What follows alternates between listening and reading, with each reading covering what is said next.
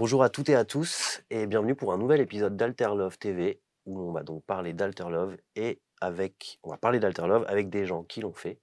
Et aujourd'hui, Thomas, Thomas, Thomas Renaud, c'est ça. assistant caméra sur Alter Love. Ouais, c'est ça. Est-ce que tu peux nous dire, pour commencer, quel est exactement le métier d'assistant caméra? Le métier d'assistant caméra, c'est assez large. Sa fonction première, comme son nom l'indique, c'est vraiment d'assister, le cadreur s'il est différent du chef op, mais surtout assister le chef op. Donc ça va être du travail en amont sur, discussion avec le chef op sur le découpage, les besoins spécifiques qu'il va y avoir et voilà, donc faire la liste matos en conséquent. Et sur le tournage, ça va être, équipement de la caméra, équipement des retours, que ça soit les moniteurs, les commandes de points et cetera. Et pendant le tournage, tirer le point, donc faire le focus, s'assurer que le plan est net au bon endroit et voilà. Grossièrement, rapidement, c'est ça le métier d'assistant caméra. Premier assistant caméra. Tu interviens, la première fois où tu interviens dans le process de fabrication d'un film, on est en pré-production Ouais, c'est ça, ou on est en c'est... pré-production, on est proche de la date de tournage, Mmh. donc le chef op a déjà tout son découpage, il a déjà toutes les infos dont il a besoin. J'interviens vraiment au moment de la liste matérielle auprès du loueur, s'assurer que de mon côté, je considère que tout est bon. Et ensuite faire les essais caméra, chez le loueur, 1 ou 2 jours avant le tournage. Ensuite, journée type sur un tournage, c'est, C'est, présence constante. ouais, c'est ça, c'est arriver sur le plateau, en même temps que tous les autres techniciens le matin, heu, décharger le camion, équiper les caméras, équiper tous les retours et vraiment être au plus proche du chef opérateur pour, être prêt à intervenir à toute demande. Un changement de focale de dernière minute, des filtres de la caméra qui vont changer et heu et être prêt à faire le point quand l'action est donnée. OK. Quel est, quand on est comme ça en charge de l'image du film, quel est je sais pas si c'est le bon terme, mais quel est le plus grand ennemi de Heu, quand on fait ton métier? Bah, il y en a plusieurs. Il y a, la panne qui a pu être anticipée, mais qui arrive, genre, c'est un truc con, mais un câble qui d'un seul coup, a eu un mauvais coup et nous lâche. Donc c'est pour ça qu'en amont, faut vraiment anticiper tous ces petits problèmes et avoir toujours de l'avance sur des câbles ou des trucs qui pourraient lâcher et sur l'instant présent, ça va être, des problèmes d'interférence qui vont nous bloquer des signals. Donc on n'aura plus accès au retour, ce qui sera plus compliqué de voir ce qu'on fait au point. Ou vraiment comme c'était le cas sur Alterlove, pas mal d'improvisation, ce qui fait que, on n'a pas nos repères habituels et on doit vraiment composer à l'instant présent et croiser les doigts pour que tout se passe bien. Est-ce que alors là, pour Walter Love, la question est très différente, mais quand on tourne avec de la lumière naturelle, Ouais, on est forcément un peu tributaire parce qu'il y a donc il y a le temps de se mettre en place, mais aussi le temps tout simplement du soleil qui décline et la c'est ça. lumière qui s'éteint. Est-ce que ça, c'est quelque chose qui est dans ton métier, quelque chose qu'on peut pas forcément contrôler, mais qui peut être frustrant ou qui peut être, est-ce qu'il y a pas un enjeu très important à se dire: «Voilà, la lumière elle est là, on va pas l'avoir pendant très longtemps», C'est ça, ouais.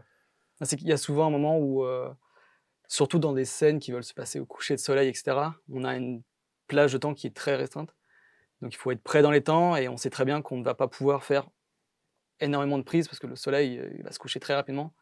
Donc oui, il faut vraiment être opérationnel super vite et qu'il y ait pas d'erreur, pendant la prise, que ce soit des soucis, comme je disais tout à l'heure, de câbles qui nous lâchent en pleine prise ou même moi plus personnellement, au point, rater la scène où on a trop de moments qui sont flous et cetera. Donc ouais, c'est là où il faut vraiment se mettre dans sa bulle, focus, parce qu'on sait qu'on n'a pas beaucoup de seconde chance. Mmh. Pour Alter Love, heu, alors on sait que ça a été tourné en un temps, Ouais, assez réduit, beaucoup de nuits, oui. beaucoup tourné. Qu'est-ce qui a été particulier pour toi sur ce film? Est-ce qu'il y avait des contraintes propres à Alter Love, Oui, oui, ouais, bah, la principale contrainte, c'est qu'une grande partie des plans sont faits en cam portée. Mmh mh. Donc on n'a pas quelque chose qui est sur pied, qui est fixe avec des déplacements qui sont très nets. Il y a énormément d'improvisation, que ce soit des comédiens ou du cadreur. Ce qui fait que, moi, pour mon poste, j'ai besoin d'avoir des distances assez clair dès le début pour que je sache où je dois caler mon point. Ça se fait vraiment sur des données, métriques et le fait de devoir improviser la scène, ça me force durant la scène à devoir moi-même, au point, me réadapter et improviser un peu en même temps. Ce qui fait qu'on obtient une image qui est ce qu'on appelle organique. On n'a pas quelque chose de très clean, très carré, mais voilà, c'est ce qui fait le charme un peu de tout ça.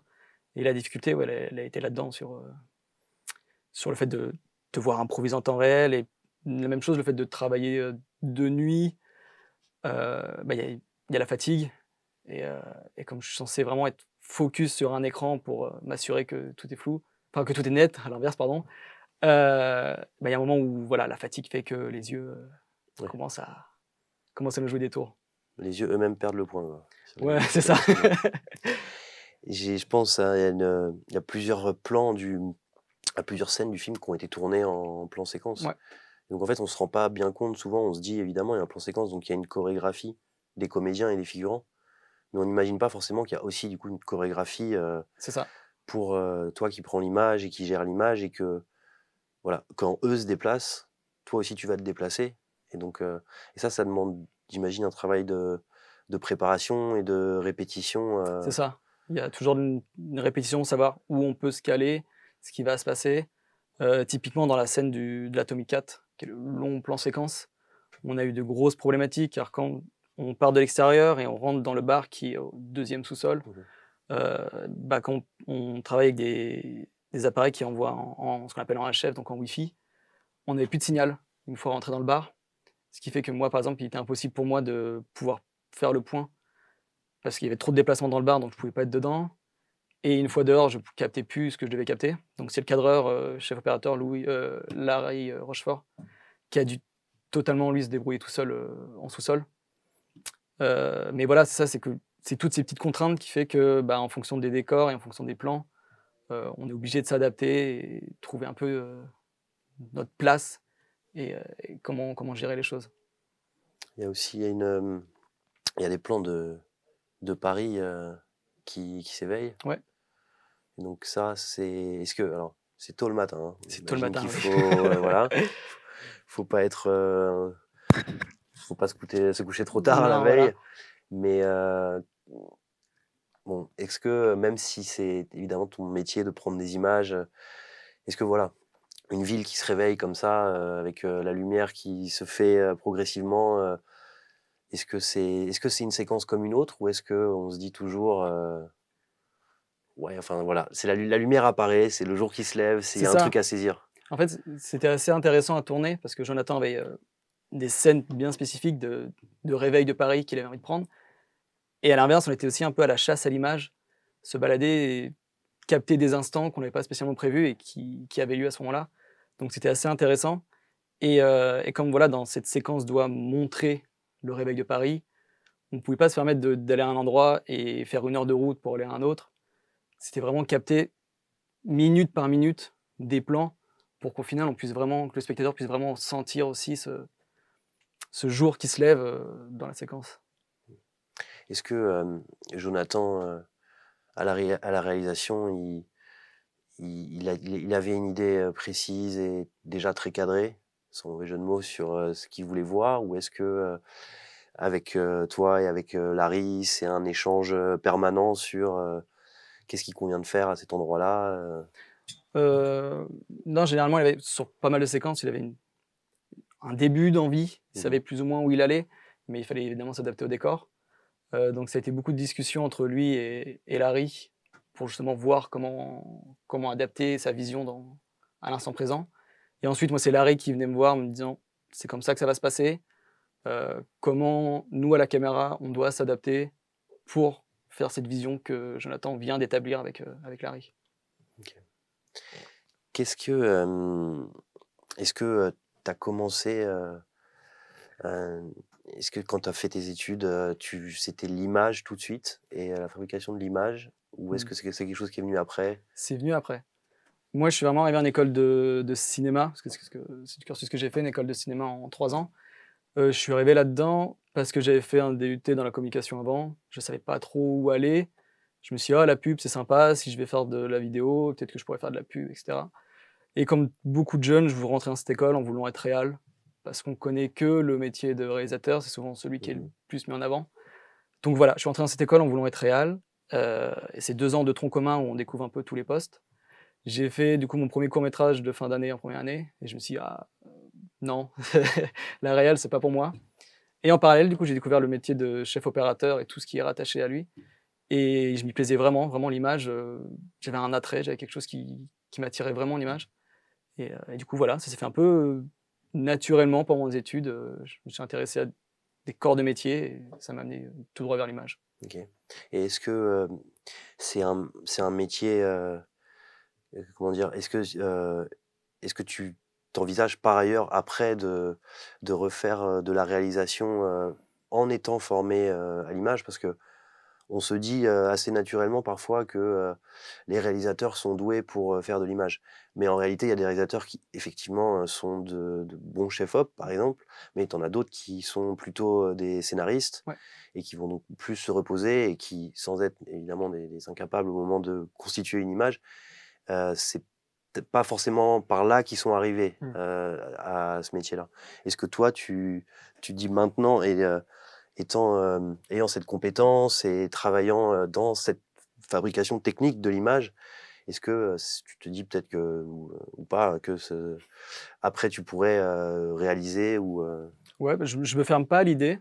Actuellement, j'ai vraiment envie de continuer à avancer dans l'image, découvrir de choses, vraiment me perfectionner là-dedans. Je pense que je suis pas un très bon scénariste et bon avec les dialogues, donc pour l'instant, c'est pas un objectif, mais je me ferme pas la porte. Oui, peut-être qu'un jour, j'aurai une idée qui popera comme ça et qui me donnera envie de la réaliser, ouais.